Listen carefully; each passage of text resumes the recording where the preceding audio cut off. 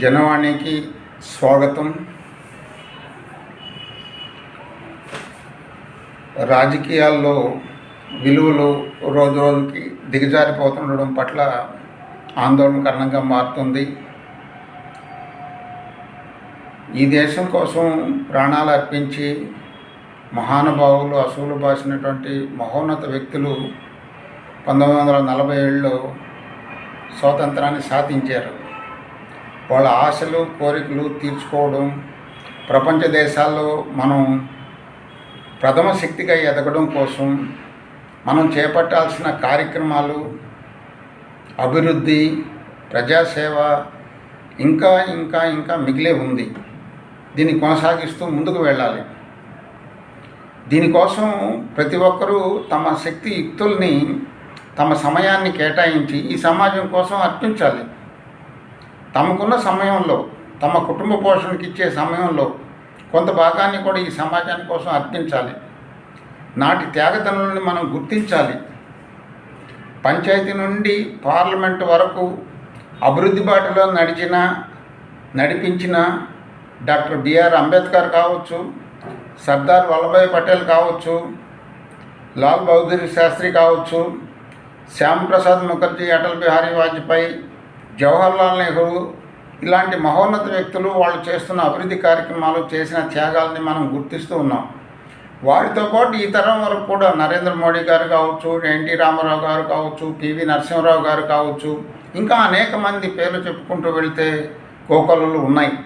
వీళ్ళందరి సేవా కార్యక్రమాలు, ప్రజాపాలన ఏదో విధంగా ప్రజలకు చేరువ అవుతూ వచ్చేది.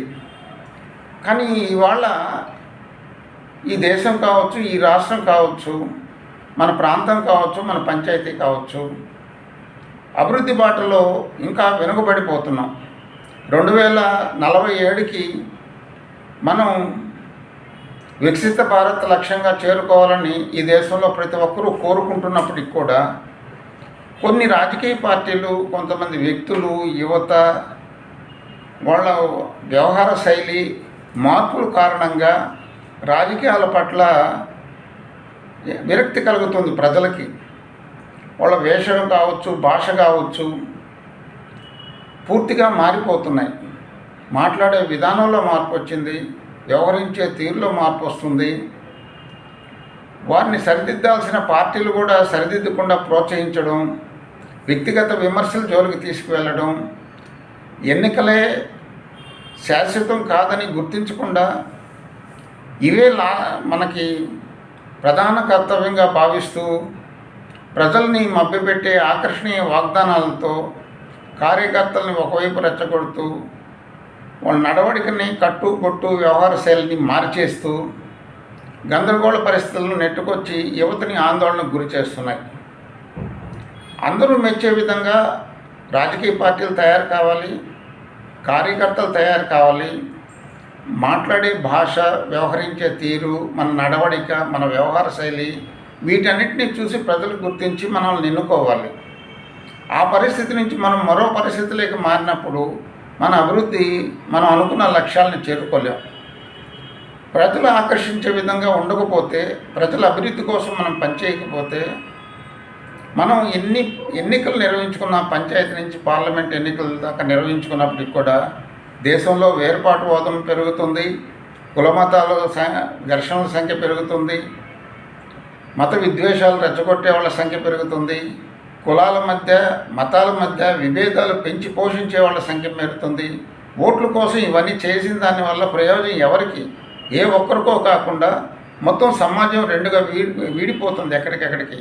పంచాయతీల్లో కుల తగాదాలు, అసెంబ్లీలో కుల తగాదాలు, మత తగాదాలు, మత ఘర్షణలు ఇవన్నీ మనం తీసుకురావడం కారణంగా రోజు మనం చూస్తున్నాం. వీడియోల్లో కావచ్చు, టీవీల్లో కావచ్చు, చర్చా కార్యక్రమాల్లో కావచ్చు, వ్యక్తిగత దూషణలకు వెళ్ళిపోయాం. మన స్థాయిని మర్చిపోతున్నాం. ఇదే భాషల్ని మన ఇంట్లో కూడా వాడుకోలేని పరిస్థితికి మనం వస్తున్నాం. మన కుటుంబ సభ్యులు ఇవన్నీ చూసి బాధపడుతున్నారు. మనలో మార్పు రాకపోతే ఈ సమాజాన్ని మార్చడానికి ఇంకా టైం తీసుకోవాల్సిన పరిస్థితి వస్తుంది. త్యాగదనులు చేసిన త్యాగాల్ని మనం మర్చిపోకుండా వాళ్ళని ఆదర్శంగా తీసుకొని మన పార్టీలో ఉన్న యువతని మంచి మార్గం వైపు ప్రయాణం చేయించాలి, సిద్ధాంతాల వైపు ప్రయాణం చేయించాలి, అభివృద్ధి వైపు ప్రయాణం చేయించాలి, సేవా కార్యక్రమాల పట్ల ప్రయాణం చేయించాలి. వాళ్ళని రాబోయే తరానికి ఒక మంచి నాయకులుగా వాళ్ళని గుర్తించే విధంగా రాజకీయ పార్టీలు తయారు చేయాలనేది నేను కోరుకుంటున్నాను.